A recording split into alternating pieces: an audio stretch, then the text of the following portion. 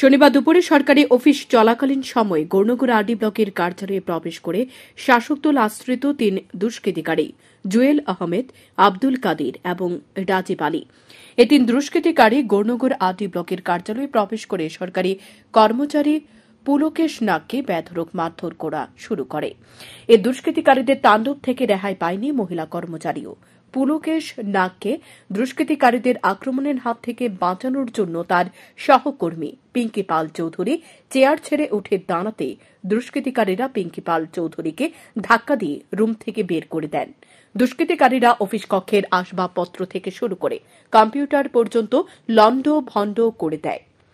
সরকারি কর্মচারী পুলকেশ নাগকে দুষ্কৃতিকারীরা কেন এই আক্রমণ করেছে তা তিনি নিজেও জানেন না বলে জানিয়েছেন।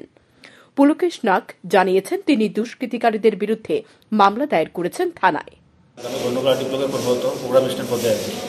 আজকে ঠিক 2টার দিকে হঠাৎ করে 2-3 লোক, একজনের নাম জুয়েল আহমেদ, বাড়ি নূরপুর, যতটুকু আমি চিনতে পেরেছি। একজনের নাম হচ্ছে আব্দুল কাদির, বাড়ি নূরপুর, আর একজনের নাম হচ্ছে রাজীব আলী, বাড়ি ইয়াজেগা।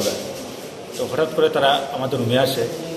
আমি আমার রুমে বসে কাজ করছি, আমার সঙ্গে রয়েছিল ওর ডিআরএস, ওর বলতে ও তার টেবিলে বসে কাজ করছে, এবং সামনে আমাদের কম্পিউটার অপারেটর পিঙ্কি পাল চৌধুরী, ও বসে কাজ করছে। হঠাৎ তারা চলে আসে আমাদের রুমের মধ্যে। চলে এসে প্রথম তো কিছু ভাবতে পারিনি, যখনই টেবিলের সামনে চলে আসে দুজন আমাকে ওদের মারতে শুরু করে, অজস্রভাবে মারতে শুরু করে। কে মারতে করলো? রাজীব আলী, প্রথম রাজীব আলী এবং ওই জুয়েল আহমেদ মারা শুরু করে। মারা শুরু করতে পিঙ্কি দিদিমণি দাঁড়িয়ে যায়, এরপর ওকে ধাক্কা দেয়, ও ধাক্কা দিয়ে রুম থেকে বাইরে বের করে দিয়েছে। তারপর ওরা খুব মারছে। এরপর আরেকজন আসছে আব্দুল কাদির, ও এসে মারছে, 3 মেরে কম্পিউটার ফাইল কথা কলম প্রচণ্ডভাবে আমার উপরে হামলা করেছে, এবং মাথাটা একদম ফুলিয়ে দিয়েছে, মাত্র সারা শরীরে অতর্কিতভাবে হামলা করেছে।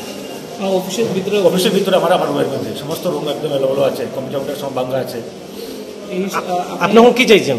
আমি তো সুস্থ তদন্ত চাচ্ছি। আমার অথরিটি স্যার আছেন, দেখি অথরিটি স্যার কী ব্যবস্থা নেন। স্যার এসছেন হসপিটালে, ওখান থেকে আমাকে হসপিটালে নিয়ে আসা হয়। ডাক্তারবাবু আমাকে সিটি স্ক্যান দিয়েছেন, টেস্ট দিয়েছেন, সেগুলো আমি এখন করাবো। তো এই মারধরের ঘটনায় আপনার টোটাল মোট কতজন আহত হয়েছেন? এটা দেখে তো ডাইরেক্টলি তো আমি আহত হয়েছি, ওকে মারেছে, ও উঠে গেছে, ও আহত হয়ে গেছে ইনসিডেন্ট। ও তো আমার সঙ্গে দাঁড়িয়ে কিছুক্ষণ পর ওর যে অবস্থা, একটা যা কেটে গেছে বোঝা যাচ্ছে আমাদের 32 বছরের যে অবস্থাটা। এদিকে মণ্ডল সভাপতি সিদ্ধার্থ দত্ত জানিয়েছেন, সরকারি অফিস চলাকালীন সময় সরকারি অফিসে প্রবেশ করে সরকারি কর্মচারীদের মারধর এবং অফিসের সামগ্রী ভাঙচুর করার বিষয়টাকে ভারতীয় জনতা পার্টি কোনোভাবে সমর্থন করে না। তিনি এ বিষয়ে যাবতীয় তথ্য জানার চেষ্টা করবেন। পাশাপাশি তিনি এও জানিয়েছেন, ভারতীয় জনতা পার্টির কার্যকর্তারা না হয়েও অনেকেই ভারতীয় জনতা পার্টির নাম ভাঙিয়ে ভারতীয় জনতা পার্টি নেতৃত্বাধীন সরকারকে বদনাম করার চেষ্টা করছে। আসলে এই ব্যাপারে আমার কাছে কোনো সূচনা নেই, জাস্ট এখন আপনার মাধ্যমে আপনার কাছ থেকে আমি জানতে পারলাম। আমিও খবরাখবর নিচ্ছি, জাস্ট জানলাম যেহেতু। আর যারাই সরকারি অফিসে হামলা করেছে, এটাকে আমরা ভারতীয় জনতা পার্টির পক্ষ থেকে সমর্থন করতে পারি না, আমরা সমর্থন করিও না। যাদের আক্রমণ করেছে তাদের আইন অনুসারে ব্যবস্থা হোক, কারণ আমি জাস্ট এখন জানলাম খবরটা, আমি নিজেও শুনে মর্মাহত। আমি খবরাখবর নিচ্ছি, দেখছি কারা করেছে সঠিক খবর। আসলে কৈলাসরে এমন এক অবস্থা, বিভিন্ন সময় বিভিন্ন মানুষ বিজেপিকেই বদনাম করার জন্য বিভিন্ন কাজ করছে। আসলে কি এরা বিজেপির কার্যকর্তা না অন্য, সেটাও আমরা খোঁজখবর নিয়ে দেখতে হবে। আমি জাস্ট এখন জানলাম যেহেতু, আমি খবর নিয়ে দেখছি।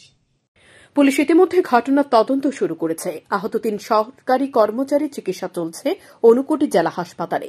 এই ঘটনার পরিপ্রেক্ষিতে গৌরনগর আরডি ব্লকের সরকারি কর্মচারীদের মধ্যে ব্যাপক আতঙ্ক ছড়িয়ে পড়েছে। শ্যামবন টিভি।